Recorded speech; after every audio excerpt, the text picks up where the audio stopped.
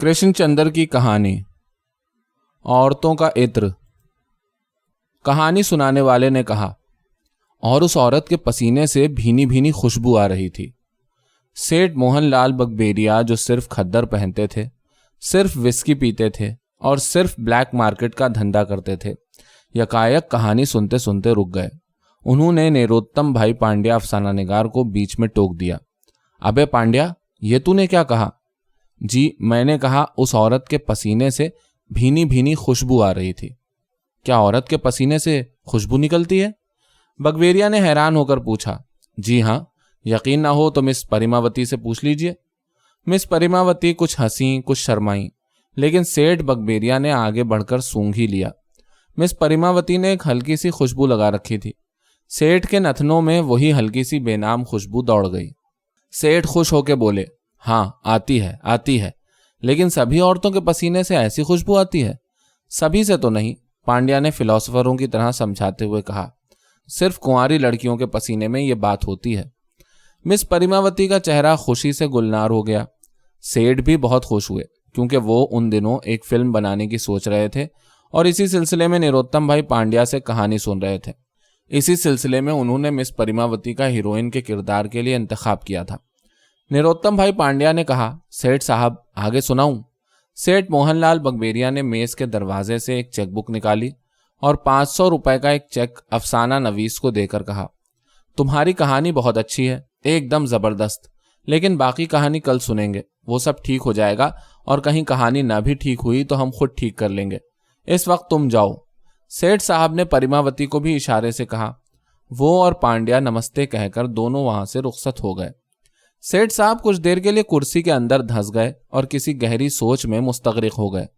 रात को सेठानी खाने का थाल सजा के रसोई से बाहर निकली और चौकी पर थाल पटक कर बोली, लो खा लो। सेठानी का लहजा हमेशा से तल्ख और तीखा था। माथे पर हर वक्त बल रहने से उनकी एक आंख ऊंची और एक आंख नीची दिखाई देती थी। सेठ भी सेठानी से हमेशा उसी तल्ख लहजे में बात करते थे, लेकिन आज वो सेठानी के तेवर देख कर बस मुस्कुरा दिए। उन्होंने सेठानी को हाथ से पकड़कर अपने पास बिठा लिया। दरअसल वो उसे सूंघना चाहते थे। सेठानी ने माथे से पसीना पोंछकर कहा, है क्या करते हो? कोई देख लेगा तो क्या कहेगा? सेठ ने नथनों से सूं सूं करने के बाद कहा, सेठानी तुम्हारे पसीने से तो बदबू आती है। तुम्हारी अक्ल को क्या हुआ? बुढ़े ठुड्डे हो गए, इतना मालूम ना हुआ कि पसीने से बदबू ना आएगी तो क्या खुशबू आएगी? सेठानी ने जरा परे हटके कहा। सेठ जी बोले, सेठानी जब तुम कुंवारी थी तो क्या तुम्हारे पसीने से खुशबू नहीं निकलती थी? सेठानी बोली, लो अब कब की बात करते हो? 7 साल की थी मैं जब तुमसे ब्याही गई थी, जब से सारी उम्र रसोई में काट दी। मैं क्या जानूं खुशबू वुशबू को? और ये आज तुम कैसी बातें कर रहे हो? कहीं फिल्म कंपनी खोलकर फिल्म एक्ट्रेसों के चक्कर में तो नहीं आ गए? याद रखना वो झाड़ू मारूंगी के। मान सेठ ने अपने दोनों हाथ ऊपर उठा दिए, जल्दी से बोले, नहीं सेठानी, क्या बात करती हो, मैं तो यूं ही पूछ रहा था। इतना कहकर उन्होंने जल्दी से खाने की तरफ हाथ बढ़ाया, लेकिन सेठानी ने देखा कि खाना खाते खाते कई बार सेठ का हाथ रुक गया। लुकमा हाथ ही में रहा, मुंह तक नहीं आया। सेठानी चिल्ला के बोली, क्या सोच रहे हो? खाना खाते वक्त कुछ नहीं सोचा करते। सेठ साहब यकायक चौकन्ने हो गए, जैसे तसव्वुर की दुनिया से फिर सेठानी की दुनिया में पहुंच गए। बोले, कुछ नहीं, मैं तो आहिस्ता आहिस्ता एक एक लुकमे का मजा ले रहा हूं। क्या लुकमे का मजा ले रहे हो? वही रोज की आलू भाजी है। इतना कह के सेठानी पानी का गिलास लाने के लिए रसोई की तरफ चल दी। दूसरे दिन मुकर्ररा वक्त पर नेरोत्तम भाई पांड्या कहानी सुनाने के लिए सेठ के दफ्तर में पहुंचा।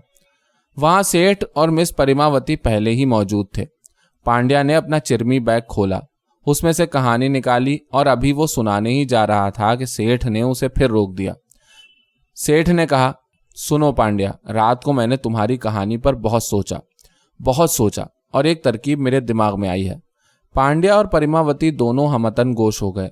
सेठ ने कहा, मैंने सोचा है कि क्यों ना तुम्हारी कहानी की फिल्म तैयार करने के साथ औरतों का इत्र भी तैयार किया जाए।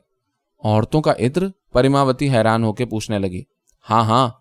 सेठ मोहनलाल बगबेरिया एकदम मुसर्रत से भरपूर आवाज में बोले, अगर औरतों के पसीने से खुशबू निकलती है तो फिर उस खुशबू से इत्र भी तैयार किया जा सकता है। जैसे गुलाब की पंखड़ियों से इत्र निकलता है, उसी तरह औरतों के पसीने से इत्र तैयार करूंगा। मैं उसे तैयार करने के लिए एक बहुत बड़ा कारखाना खोलूंगा, उस पर 10 करोड़ रुपए सर्फ करूंगा और उसमें हजारों लाखों कुंवारी लड़कियां मुलाजिम रखूंगा। उन्हें दिन भर धूप में खड़ा रखकर उनका पसीना निकलवाऊंगा और फिर उस पसीने से इत्र कशीद किया जाएगा। और अगर किसी दिन धूप न हुई तो? पांड्या ने सवाल किया। वो भी मैंने सोच लिया है। सेठ की आंखें मुसर्रत से चमक रही थीं। मैं अमेरिका से बड़े बड़े आर्क लैंप मंगवाऊंगा, जिनकी गर्म और तेज रोशनी उन लड़कियों पर डालूंगा जो मेरे कारखाने में मुलाजिम होंगी। मैं गर्मियों के दिनों में उन्हें ऊन की वर्दियां पहनाऊंगा ताकि पसीना खूब खुल के मसामों से बह सके। बरसात की झड़ी की तरह पसीना फूट फूट के बहेगा और जितना ज्यादा पसीना बहेगा उतना ज्यादा इत्र तैयार हो सकेगा। मेरा कारखाना एक की बजाय 2 शिफ्टों में काम करेगा। दिन को धूप की पाली, रात को बिजली की रोशनी की पाली, और ठाठ से काम होगा। 1 महीने में कम से कम 1 लड़की से 1 सेर इत्र तैयार हो सकेगा। मैंने सब हिसाब लगा लिया है। अगर मैं 1 लाख कुंवारी लड़कियों का कारखाना खोलूं और उनके पसीने का इत्र तैयार करूं तो 2 साल में मेरा सरमाया वापस आ जाएगा और तीसरे साल मुझे कम से कम 3 करोड़ की आमदनी होगी। वो कैसे? परिमावती ने भौचक्का होकर पूछा। इश्तिहारबाजी के जरिए, सेठ ने चमक कर जवाब दिया। आज दुनिया में इश्तिहार के जरिए सब कुछ हो सकता है। और फिर औरतों का इत्र, मिस परिमावती, तुम खुद ख्याल करो, कौन सा मर्द है जो औरतों का इत्र खरीदना पसंद ना करेगा? मुझे अफसोस तो यही है कि मर्दों के जिस्म से वैसी खुशबू नहीं निकलती, वरना औरतों का इत्र मर्दों के लिए और मर्दों का इत्र औरतों के लिए बेचता और दुगना फायदा उठाता। खैर, इसे क्या कीजिए, जो काम नहीं हो सकता। फिलहाल मैंने कंपनी के प्रोस्पेक्टस छापने के लिए दे दिए हैं। अगले हफ्ते कंपनी तैयार हो जाएगी और उसके सब हिस्से मेरे और मेरे रिश्तेदारों के होंगे। चंद इश्तिहारों के खाके भी मैंने सोच लिए हैं। पांड्या, तुम सलाह दो, ये इश्तिहार कैसा रहेगा? अब कुंवारी लड़कियों के पीछे भागने की जरूरत नहीं है। कुंवारी लड़कियों का इत्र इस्तेमाल कीजिए और ये शादी के अखराजात से बचिए, सिर्फ औरतों का इत्र इस्तेमाल कीजिए। देखिए, हमारे मुल्क में हजारों लाखों नौजवान ऐसे हैं जो अपने इक्तिसादी हालात से मजबूर होकर शादी नहीं कर सकते और बदचलनी और बेराह रवी की तरफ माइल हो जाते हैं। उन सब के लिए औरतों का इत्र बेहतरीन रहेगा। बस जरा सा इत्र अपने कपड़ों पर लगा लिया और औरत की खुशबू से झूमते झामते सिनेमा देखने चले गए। क्यों, क्या ख्याल है? मैं तो सोचता हूं मैं फजूल इस फिल्म कंपनी के चक्कर में क्यों पड़ूं, सिर्फ ये इत्र बनाने का कारखाना ही क्यों ना खोल लूं।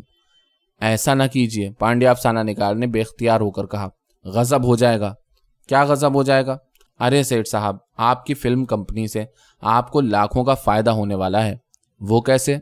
देखिए, आर्क लैंप आप अपने कारखाने में इस्तेमाल करेंगे, वही आर्क लैंप हमारी फिल्म कंपनी में भी इस्तेमाल होंगे। फिल्म बनाने के लिए आर्क लैंपों की बहुत ज़रूरत होती है। बस फिर इधर कारखाने में औरतों का इत्र निकलवाइए, उधर फिल्म कंपनी में फिल्म एक्ट्रेसों का इत्र निकलवाइए। नरगिस का इत्र, मधुबाला का इत्र, नलिनी जीवंत का इत्र। मैं कहता हूँ आपसे, हिंदुस्तान तक ही क्यों महदूद रखें? आप एक बैनुल अक़वामी फिल्म बनाइए, ग्रेटा गार्बो का इत्र निकलवाइए। भगवान की कसम खा के कहता हूँ, 1 लाख रुपए में बिकेगा। फिल्में अलग तैयार होंगी और फिल्म बनाते वक्त तेज रोशनी के सामने खड़े होकर जो पसीना निकलेगा उससे इत्र तैयार होगा। 1 पंथ 2 काज, लोग भी खुश। नरगिस की तस्वीर देखने जा रहे हैं, नरगिस इत्र लगा के। मधुबाला की पिक्चर देखने जा रहे हैं, मधुबाला का इत्र लगा के। अभी उसी दिन मैंने अखबार में पढ़ा था कि मधुबाला का एक नादार आशिक अपने दोस्तों में मधुबाला का नाम रटता रटता मर गया। अगर उसे मधुबाला का इत्र दस्तयाब हो जाता तो मधुबाला न सही, मधुबाला इत्र ही सही, वो बेचारा उसी पर कनात कर लेता, एक गरीब की जान तो बच जाती। मैं तो कहता हूँ सेठ जी, आप ये कंपनी खोलकर कौम पर एहसान करेंगे, हजारों नौजवानों की जिंदगियां बचाएंगे, लाखों नौजवानों को बदअखलाकी से बचाएंगे। सेठ मोहनलाल बगबेरिया ने अपनी चेकबुक से 2000 का एक और चेक फाड़कर निरोत्तम भाई पांड्या के हाथ में थमा दिया और कहा, तुमने बहुत अच्छा ख्याल दिया है, एकदम न्यू आइडिया। हम बहुत खुश हैं, हम तुम्हें हमेशा अपने साथ रखेंगे। पांड्या ने चेक जेब में रखकर कहा, सेठ साहब, एक और आइडिया आया है। आप औरतों को मुलाजिम तो रख ही रहे हैं, तो इसी कारखाने में कई और ज़िमनी फायदे भी हो सकते हैं। मसलन ये कि औरतों के आंसुओं को मुंजमद करके औरतों की कुल्फी तैयार कर सकते हैं, आंसुओं में से नमक अलग करके औरतों का नमक बाजार में बेच सकते हैं, वगैरह वगैरह।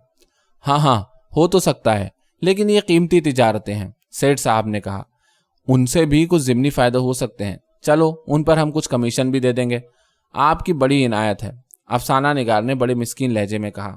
پریماوتی جو اب تک چپ بیٹھی تھی فکر مند نگاہوں سے سیٹھ کی طرف دیکھ کر بولی، ظاہر ہے کہ آپ اس کارخانے میں صرف کنواری لڑکیوں کو ملازم رکھیں گے۔ ہاں، کیونکہ خوشبو تو صرف انہی کے پسینے سے نکلتی ہے۔ لیکن اگر کوئی شادی کر لے تو؟ یہ کیسے ہو سکتا ہے؟ میرے کارخانے کی کوئی لڑکی شادی نہیں کر سکے گی۔ پہلے تو میں یہ کارخانہ صرف ہندوستان میں بناؤں گا، لیکن بعد میں دوسرے ملکوں میں بھی کھولوں گا، امریکہ میں، برطانیہ میں، فرانس میں۔ وہاں ان ملکوں میں میرے عطر کی بہت قدر ہوگی، لیکن یہ شرط تو میں ہر جگہ رکھوں گا کہ ہمارے کارخانے میں کام کرنے والی لڑکیاں کبھی شادی نہیں کر سکتی۔ تو آپ دنیا کی لاکھوں عورتوں کو شادی سے محروم کر دیں گے۔ کیا کریں، بزنس ہے۔ مس پریماوتی آپ مسکرانے لگی۔ کیوں مسکرا رہی ہو؟ سیٹھ موہن لال نے پوچھا۔ کچھ نہیں جی، پریماوتی آہستہ سے بولی، یوں ہی کچھ سوچ رہی تھی۔ تھوڑی دیر کمرے میں سناٹا رہا، پھر سیٹھ صاحب ہنس کر بولے، بھائی اور تو سب ٹھیک، لیکن آج کل سائنس کا زمانہ ہے، سب تحقیقات کر لینی چاہیے، اچھی طرح جانچ پڑتال کر لینی چاہیے کہ کس قسم کی لڑکی میں کیسی خوشبو ہوتی ہے، کس عمر میں یہ خوشبو زیادہ ہوتی ہے، کس عمر میں کم ہوتی ہے۔ ضروری باتوں کو دریافت کرنے کے لیے میں نے ایک سائنسدان سے بات کی ہے، وہ نیشنل لیبوریٹری میں 500 پر ملازم تھا، میں نے 2000 روپیہ مہینہ دے کر ٹھیک کر لیا ہے۔ ڈاکٹر عبدالحفیظ اس کا نام ہے، نوجوان ہے، PhD ہے، محبت سے کام کرے گا۔ باہر کمرے میں بیٹھا ہے۔ پانڈیا کچھ کہنے ہی والا تھا کہ پریماوتی نے جلدی سے کہا، اسے اندر بلا لیجئے نا۔ سیٹھ نے گھنٹی بجائی اور سائنسداں کو اندر بلا لیا اور اسے سب بات اچھی طرح سے سمجھا دی۔ ڈاکٹر عبدالحفیظ نے کہا، اس تحقیقات میں 6 مہینے تو ضرور لگ جائیں گے۔ سیٹھ نے چلا کے کہا، آپ کیا بات کرتے ہیں؟ میں پراسپیکٹس چھپوا رہا ہوں، کمپنی کے حصے بیچ رہا ہوں، کمپنی کے کارخانے کے لیے مشینری کا آرڈر دے رہا ہوں، اور آپ 6 مہینے تحقیقات میں لگائیں گے؟ جب تک میں انتظار نہیں کر سکتا، صرف 3 مہینے کافی ہیں۔ 3 مہینے کے بعد آپ اسی دفتر میں مجھے مل لیجئے۔ یہ لیجئے 3 مہینے کی تنخواہ۔ سیٹھ نے 6000 روپے کا چیک سائنسداں کے ہاتھ میں تھما دیا۔ سائنسداں ہاتھ جوڑ کے رخصت ہو گیا۔ پورے 3 مہینے بعد ڈاکٹر عبدالحفیظ نے سیٹھ کے دفتر کی گھنٹی بجائی۔ سیٹھ نے اسے فوراً اندر بلا لیا۔ سیٹھ سائنسداں کو دیکھ کر حیرت میں آ گیا۔ سائنسداں کی آنکھوں کے نیچے گڑھے پڑے ہوئے تھے، اس کی داڑھی بڑھی ہوئی تھی اور آدھے سے زیادہ بال سفید ہو چکے تھے۔ یہ آپ کو کیا ہوا؟ سیٹھ نے حیرت سے پوچھا۔ مس پریماوتی اور پانڈیا بھی حیران ہو کر سائنسداں کی صورت دیکھنے لگے۔ ڈاکٹر عبدالحفیظ نے کہا، یہ سب کچھ آپ کی تحقیقات کے سلسلے میں ہوا۔ جس دن آپ نے مجھے یہ کام سونپا، بس اسی دن سے تحقیقات میں لگ گیا۔ سب سے پہلے تو میں نے یہ سوچا کہ یہ تحقیقات کرنی چاہیے کہ عورتوں کے پسینے میں کیسی خوشبو ہوتی ہے۔ اس کے لیے میں نے سب سے پہلے فلم ایکٹریسوں کی طرف رجوع کیا اور نرگس کا پسینہ سونگھنے کی کوشش کی۔ جب وہ سیٹ پر کام کر رہی تھی، کمبخت نے کچھ سوچا نہ سمجھا میرے گال پر زور سے ایک تماچا رسید کر دیا۔ پھر وہ تماچا کھا کے میں مدھو بالا کے یہاں گیا، لیکن اس نے مجھ سے ملاقات کرنے سے انکار کر دیا۔ اسی طرح دوسری فلم ایکٹریسوں نے بھی میری بے عزتی کی۔ پھر بھی میں چند فلم ایکٹریسوں کا پسینہ سونگھنے میں کامیاب ہو گیا۔ ان کی رپورٹ میری فائل میں موجود ہے۔ اس کے بعد میں عام کنواری لڑکیوں کی طرف متوجہ ہوا، لیکن یہ مصیبت ہوئی کہ جوں ہی میں ان کا پسینہ سونگھنے کی کوشش کرتا، وہ چپل اتار کر کھڑی ہو جاتی۔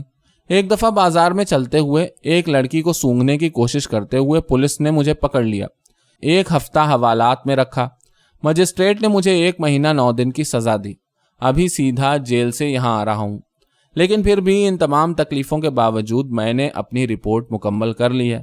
اب تک میں نے کوئی 600 کنواری لڑکیوں کے پسینے سونگھے ہیں، اور میں اس نتیجے پر پہنچا ہوں کہ سیٹھ نے بہت ہی بے چینی سے پوچھا کہ عورتوں کے پسینے میں خوشبو ہوتی ہی نہیں۔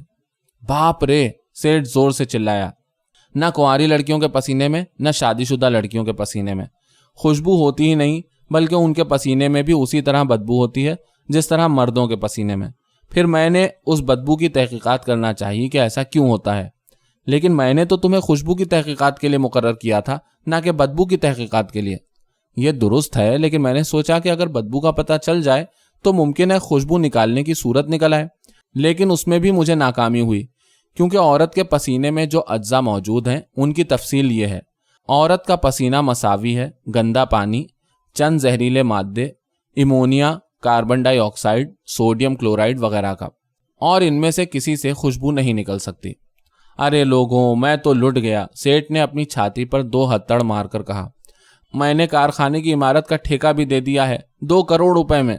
ठहरिए ठहरिए, मिस परिमावती ने तसल्ली देते हुए कहा, और फिर वो डॉक्टर अब्दुल हफीज की तरफ बड़े इत्मीनान से मुड़कर बोली, डॉक्टर, अगर औरतों का इत्र नहीं बन सकता तो न सही, औरतों के आंसुओं का नमक तो बन सकता है।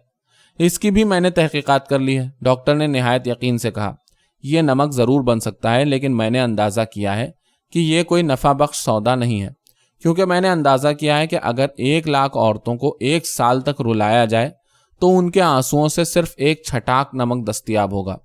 अरे मैं तो बिल्कुल लुट गया, बर्बाद हो गया। अब तो उस कारखाने से किसी जिमनी फायदे की भी उम्मीद नहीं रही। अरे पांड्या के बच्चे, नमक हराम, तूने मेरी लुटिया ही डुबो दी। और तुम भी साइंसदां, बड़े साइंसदां बने फिरते हो। निकल जाओ तुम दोनों इसी वक्त मेरे कमरे से, निकल जाओ। पांड्या और साइंसदां दोनों वहां से 9-2-11 हो गए। कमरे में सिर्फ परिमावती और सेठ साहब रह गए। मिस परिमावती रह रहकर मुस्कुराती जाती थी। सेठ ने गुस्से में आके पूछा, तुम क्यों मुस्कुरा रही हो? यूं ही कुछ सोच रही थी। क्या सोच रही थी? मिस परिमावती ने मुस्कुराकर कहा, यही कि अच्छा हुआ कुदरत ने औरतों के जिस्म में खुशबू नहीं रखी, वरना आप सरमायादार लोग तो